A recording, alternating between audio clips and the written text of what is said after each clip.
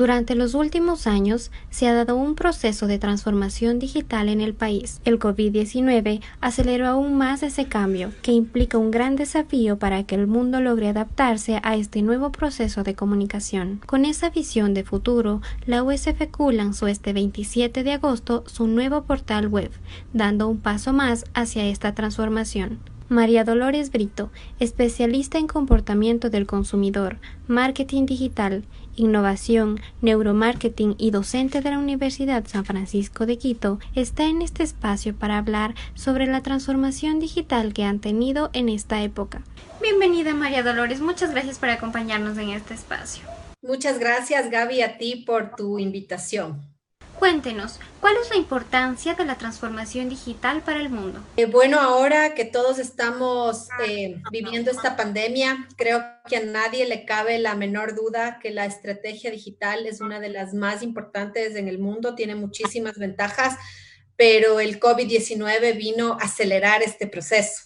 Y parte del proceso es creer en el proceso, que los líderes o los tomadores de decisión se den cuenta que es parte de la estrategia. No quiere decir que el mundo físico vaya a desaparecer, pero el mundo digital nos permite automatizar muchísimas cosas y realmente poner nuestra atención en lo que sea o en lo que es más importante.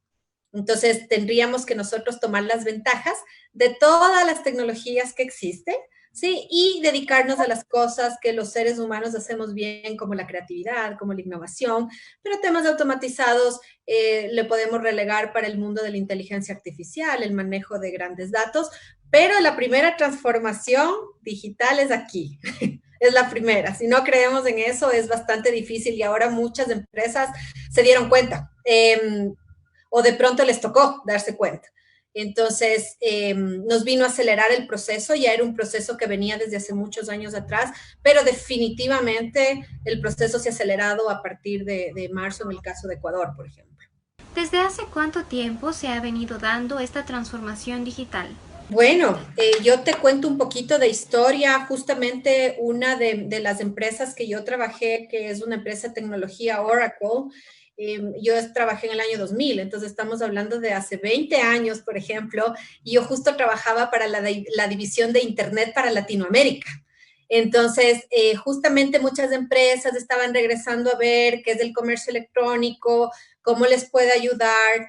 Uno de los mercados que manejaba y era bastante más adelantado, por ejemplo, que Ecuador, era Argentina y Brasil, donde recién empezaba este boom de las .com, se llamaban en ese entonces porque, por ejemplo, no era usual que tú tengas una página web. Estamos hablando hace 20 años. Entonces, nosotros les vendíamos un paquete para que empiecen con una infraestructura básica y después puedan escalar para hacer recién un sitio web. Entonces, de ahí vino todo este movimiento de que se necesitaba automatizar. Por ejemplo, en el Ecuador se adaptó súper bien los bancos. Más o menos desde el 2004 ya empiezas a ver que podías hacer banca en línea limitada, pero ahora es una de las industrias quizás que más avances ha tenido dentro del Ecuador y dentro del mundo también, ¿no? Se han sabido adaptar, pero estamos hablando de bastantes años atrás, más de 20 años. ¿Cuál ha sido el papel que ha tenido la pandemia para la aceleración del mundo hacia lo digital? Simplemente la necesidad surgió. Entonces, digamos, si es que yo tenía miedo de ir al supermercado a comprar pan y leche, simplemente las tienditas de la esquina se adaptaron y dijeron, ¿saben qué? Estamos haciendo entrega a domicilio.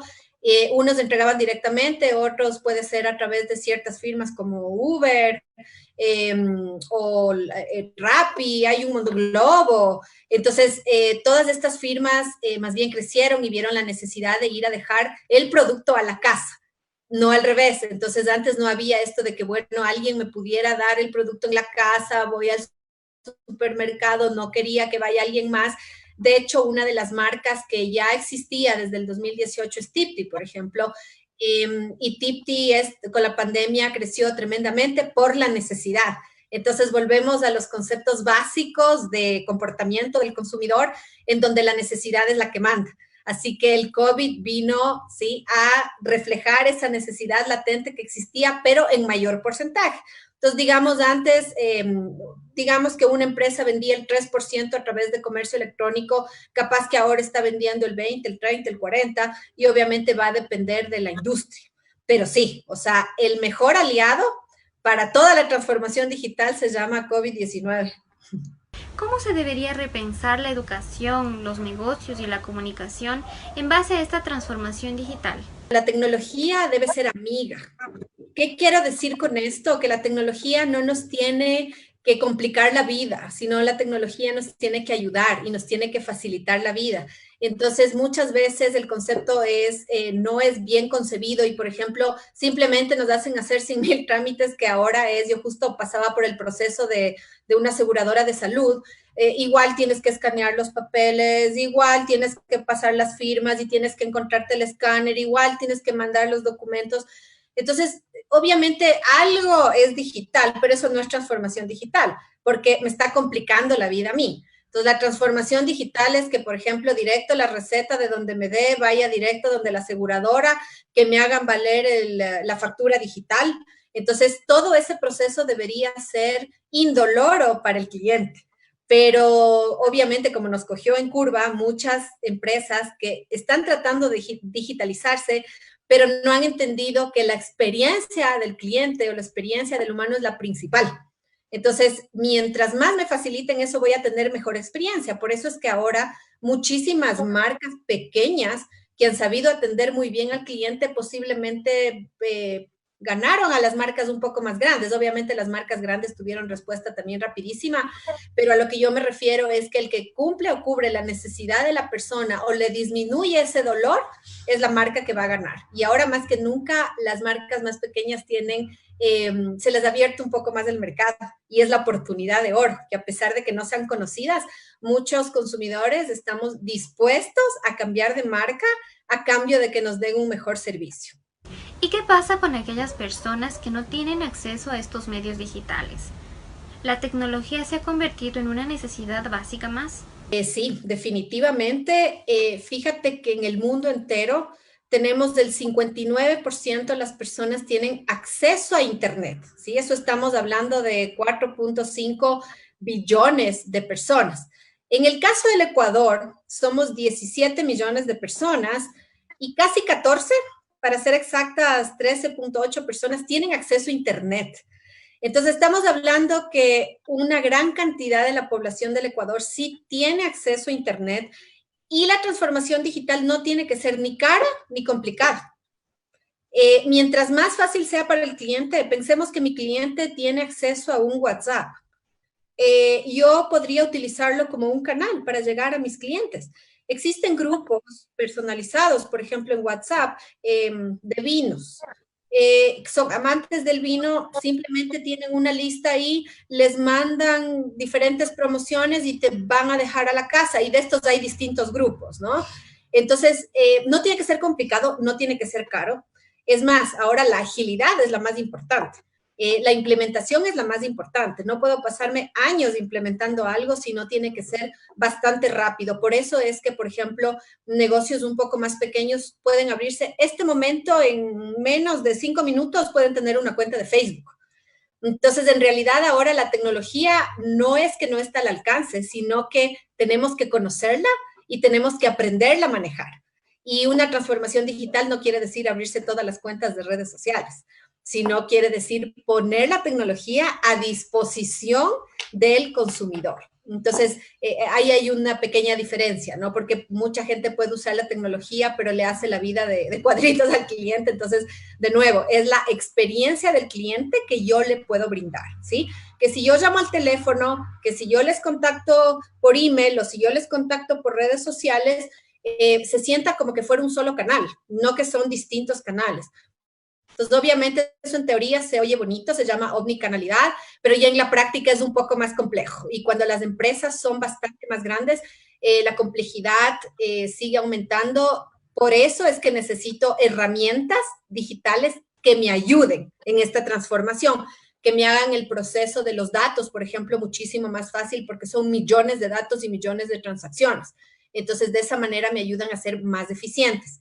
Y de nuevo, o sea, si hay tecnologías bastante prohibitivas o bastante caras para Latinoamérica, pero hay otras que simplemente con pagar un arriendo mensual, yo puedo tener un buen sitio de comercio electrónico, ¿no? Hace unos días, la USFQ lanzó su nuevo portal web. ¿Qué significa este cambio en el portal de la USFQ? ¿Por qué se pensó en esta transformación?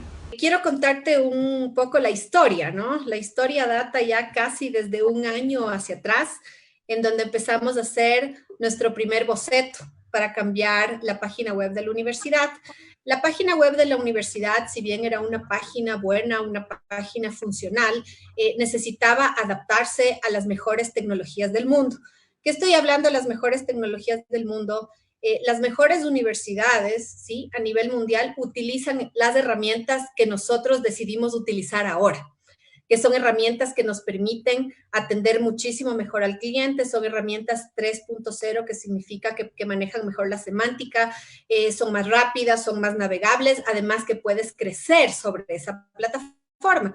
Entonces, hace 9 meses hace un año empezamos haciendo un poco de bocetos, a investigar el mercado, cómo nosotros podríamos dar este gran salto. Entonces, atrás de esta cara bonita, ¿sí? O de estas funcionalidades que el público ve, que el cliente ve, hay muchísimo trabajo por detrás y ese trabajo por detrás es justamente la transformación digital que nos pone a nivel de las mejores universidades del mundo.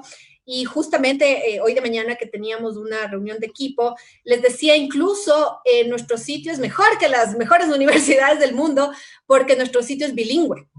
Y la mayoría de universidades solamente está en inglés. Nuestro sitio se maneja perfectamente ya en inglés, en español. Eso nos da una exposición importante también para el mundo entero. Está en esta nueva plataforma que es de última generación, ¿sí? Maneja web 3.0, es decir, que podemos hacer inteligencia artificial, manejo de grandes datos, conexiones con CRM, podemos hacer campañas digitales, conectarnos con canales como noticias de nuestro blogger, con redes sociales, es decir, que todo queda integrado.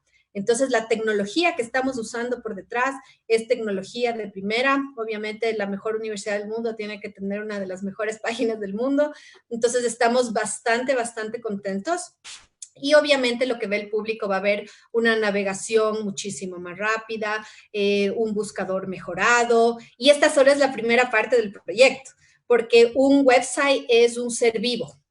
Este ser vivo siempre va mejorando, siempre se va transformando, siempre se va actualizando. Entonces, este ha sido el inicio de un gran cambio. Obviamente, por ejemplo, la infraestructura de una universidad es bastante compleja.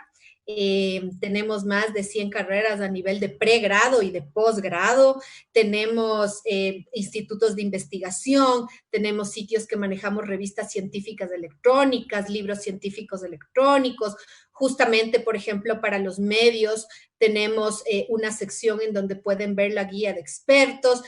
La página fue pensada para atender al cliente, para que la experiencia del cliente sea buena. Por ejemplo, uno de los grandes cambios a nivel mundial que se están viendo es manejar la página por segmentación, o sea, a quién va dirigida. Entonces, tenemos un botoncito que dice yo soy, entonces puede ser yo soy un medio, yo soy un estudiante, yo soy un profesor.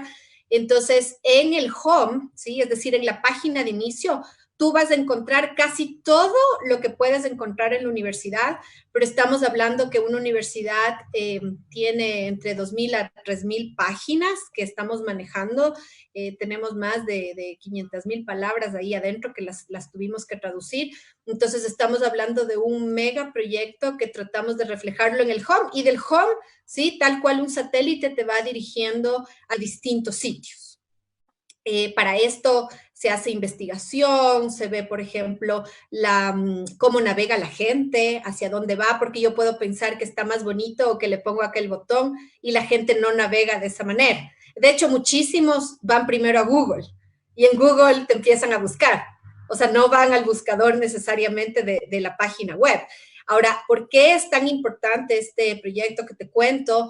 Porque nosotros al año recibimos más o menos 1 millón de visitantes y más o menos nos visitan, o sea, ven como 5 millones visitan las páginas. Entonces, estamos hablando de un sitio que es visitado no solamente en el Ecuador, sino a nivel mundial, por la relevancia que tiene la Universidad San Francisco de Quito. Así que este proyecto que hay por detrás, la cara bonita, como te digo, atrás de esto hay bastante desarrollo, hay bastante tecnología y eso transforma digitalmente a la universidad. Es uno de las actividades específicas que hemos hecho.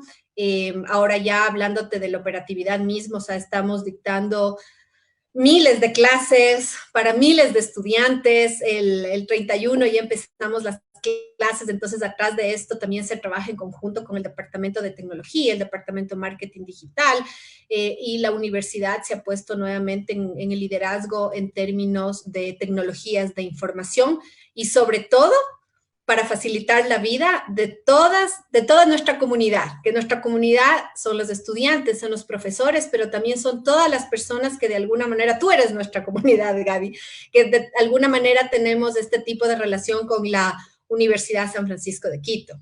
En base a todo esto que hemos conversado, ¿cuál es el perfil del profesional que el mundo necesita, tomando en cuenta este salto a la era digital? La pregunta que tú me has hecho es interesantísima. Justamente yo empecé una investigación científica a nivel de Latinoamérica, porque sí se ve que existe una brecha entre el profesional que sale recién de la universidad y lo que las empresas buscan. Obviamente yo me estoy concentrando en la parte de marketing digital y uno de los hallazgos, que te voy a dar solamente unos datitos porque todavía no se ha publicado, es que cosas tan simples como aprender a posicionar con estrategias SEO, ¿sí? Que es Search Engine Optimization, es algo que piden mucho al perfil graduado de marketing. Pero cuando tú revisas las mallas académicas, y no estoy hablando en este caso ya de la Universidad San Francisco, sino estoy hablando de México hasta Argentina, porque analizamos las top universidades en Latinoamérica, entonces ahí vimos que no ofrecen clases que el mercado laboral está pidiendo. Entonces, una de las conclusiones más fuertes es que el currículum académico sí se tiene que adaptar a esta realidad y además se tiene que adaptar rápidamente, porque en este mundo, en 1 o 2 semanas tú ya estás obsoleto. Es increíble cómo cambia la tecnología y si tú no estás actualizado ya mañana es otra cosa. Entonces, sí, o sea, te estoy hablando de marketing digital, por ejemplo, las personas tienen que aprender comercio electrónico, tienen que aprender posicionamiento SEO, posicionamiento SEM, manejo de proyectos, por ejemplo. O sea, en este caso fue un tremendo proyecto que tuvimos que trabajar, entonces los chicos tienen que aprender tecnologías, cómo manejar un proyecto ágil, ¿sí? ¿Qué herramientas son las que les facilita? Entonces, sí, o sea, la conclusión es que existe una brecha. De hecho, existen muchas investigaciones que el mercado laboral pide que se actualice rápido la universidad y ahora más que nunca. No sé si has visto tú que existe un boom también en redes, en websites que están ofreciendo muchísimos cursos de actualización con la tecnología. ¿Sí? No solamente de marketing, sino de muchas otras áreas, pero tienen que ver con tecnologías de información y de comunicación, ¿sí? Hablando, por ejemplo, del periodismo. O sea, tú como periodista tienes que ser súper ágil, tienes que aprender a manejar tecnología, tienes que aprender a hacer un video. Son cosas que, por ejemplo, no estaban muchas veces en el currículum. La universidad tiene un buen currículum para el periodista digital, el perfil. Aprenden a manejar muy bien cámaras, todo, pero antes no. Entonces, si es que tú pretendes sacar un profesional con la malla curricular tradicional, no va a estar capacitado el momento que le toque salir al mercado laboral. Otra de las cosas que también el mercado laboral necesita es que tengas experiencia. Entonces, eso quiere decir que de alguna manera los profesores, por ejemplo, tenemos que darles experiencias con proyectos reales, con proyectos que puedan aplicar lo que uno les está enseñando, ¿sí? Es decir, tienen que, lo que el profesor predica, probablemente los estudiantes tienen que aplicarlo en cosas bien específicas. Entonces, en el caso de la universidad, trabajamos mucho con proyectos reales, con proyectos de comunidad, con campañas, por ejemplo. Ahora en el COVID, justamente en una clase mía, trabajamos para apoyar al Quédate en Casa. Y tuvimos millones de visitas dirigidos al mercado de más jóvenes, que eran los que como que todavía no respetaban los toques de queda. Eso estamos hablando de marzo, abril. Entonces, fíjate que esta se llama educación experiencial. La educación experiencial es de muchísimo valor agregado para preparar al profesional, porque te toca resolver problemas. De hecho, o sea, en marzo era una clase que empezó en enero y nos tocó cambiar y la hicimos la clase toda digital, ¿sí? Y la campaña fue toda digital. Entonces te toca adaptarte. Así que base es que los perfiles se mejoren, ¿sí? Los perfiles cierren esta brecha tecnológica, pero sobre todo hay una cualidad que todos los profesores deberíamos enseñar, que es adaptarse al cambio. ¿Sí? Te adaptas o mueres. Entonces, eso es más importante. No es ni el más rápido ni el más inteligente, sino el que se adapta a la situación. Y en este caso nos ha tocado adaptarnos al planeta entero. Y ya para finalizar, ¿cómo visualiza usted al mundo post-COVID en relación a toda esta transformación a la era tecnológica? Pues me han encantado tus preguntas, es un tema que me fascina. Yo me especializo justamente en comportamiento, en el comportamiento humano. Y de hecho la pregunta del millón es esa, o sea, ¿va a afectar el comportamiento o no va a afectar? Ya lo ha afectado a corto plazo, entonces la pregunta es si lo va a afectar a largo plazo. Probablemente sí, ¿sí? Probablemente regresemos a ciertas actividades sin ningún problema, pero hay muchísimas otras que solamente el dar el paso, pensemos en algo tan diario o cotidiano que hacemos como pedir las compras, ¿no es cierto?, por internet. Muchísimas personas que de pronto ya tenían miedo o les daba miedo poner la tarjeta de crédito o que vieron que se ahorraban el tiempo, que tenían valor agregado al pedirlo, probablemente continúen pidiendo. ¿Por qué? Porque ya atravesaron la barrera, que probablemente era uno de los motivos por qué no daban paso al comercio electrónico, por ejemplo, por qué no daban paso a poner una tarjeta de crédito en un website.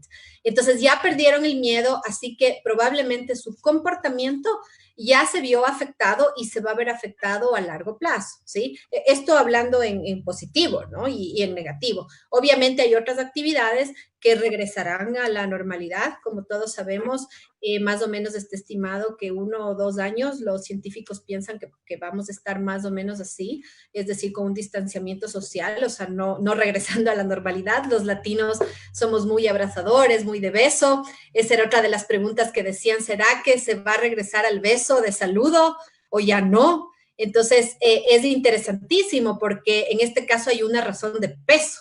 Antes no había una razón de peso, antes culturalmente eras como raro, ¿por qué no me saludas con beso? ¿No? De hecho, en España das 2 besos.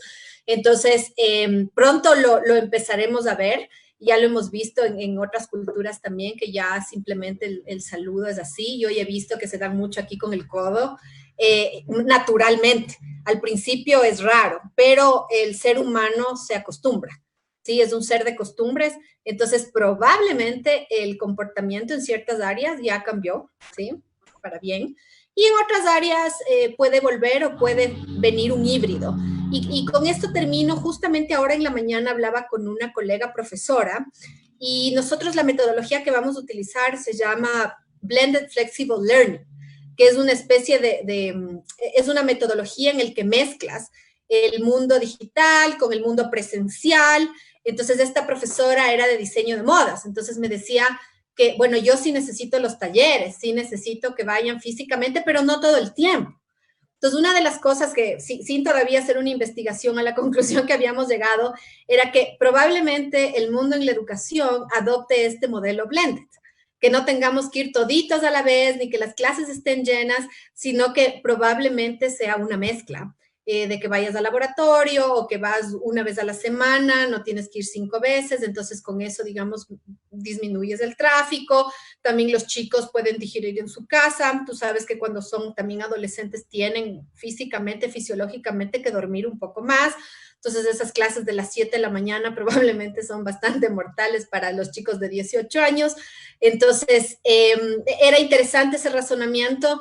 Entonces, la conclusión es que sí, o sea, esto obviamente va a afectar el comportamiento y nos va a modificar en ciertas áreas, en otras áreas un poco y en otras capaz que volvemos a como nos manejábamos antes, ¿no? Esa es la maravilla del comportamiento humano, además que es complejísimo. Muchas gracias, María Dolores, por acompañarnos en este espacio. Muchísimas gracias a ti, Gaby. Siempre es un gusto hacer tus entrevistas. Y muchas gracias, amigos, por acompañarnos en esta transmisión. No se olviden de seguirnos en nuestras redes sociales, Facebook, Twitter e Instagram como Dialoguemos Info y visitar nuestra página web dialoguemos.es. Conmigo, hasta la próxima.